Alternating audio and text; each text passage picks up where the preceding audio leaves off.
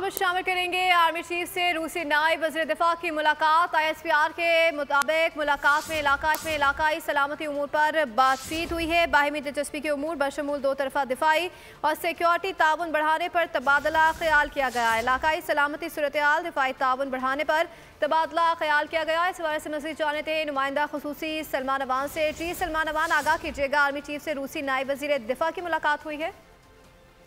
जी बिल्कुल, रूस के नायब वज़ीर दिफा कर्नल जनरल अलेक्जेंडर फोमिन इन दिनों पाकिस्तान के दौरे पर हैं और उनकी पाकिस्तान के आला काम के साथ मुलाकातें हो रही हैं। इसी सिलसिले में उनकी chief of army staff general Syed Asim Munir के साथ भी मुलाकात हुई है। ये मुलाकात GHQ में हुई। इसमें एक तरफ तो बाहमी दिलचस्पी के उमूर पर तबादला ख्याल किया गया, लेकिन इसके साथ ही इलाकाई सलामती और जो दो तरफा मामलात हैं पाकिस्तान और रूस के दरमियान, बिलखुसूस मुसल्लह अफवाज के दरमियान ताउन के हवाले से, जिसमें मुश्तरका तरबियत और सिक्योरिटी कोऑपरेशन शामिल है, इसके ऊपर तबादला ख्याल किया गया।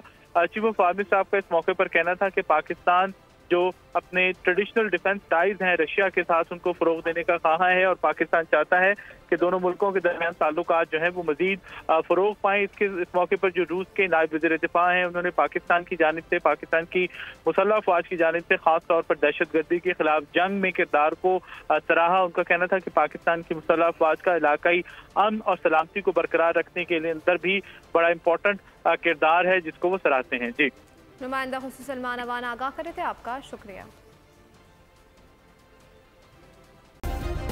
सब्सक्राइब करें और बेल दबाएं ताकि कोई खबर रह न जाए।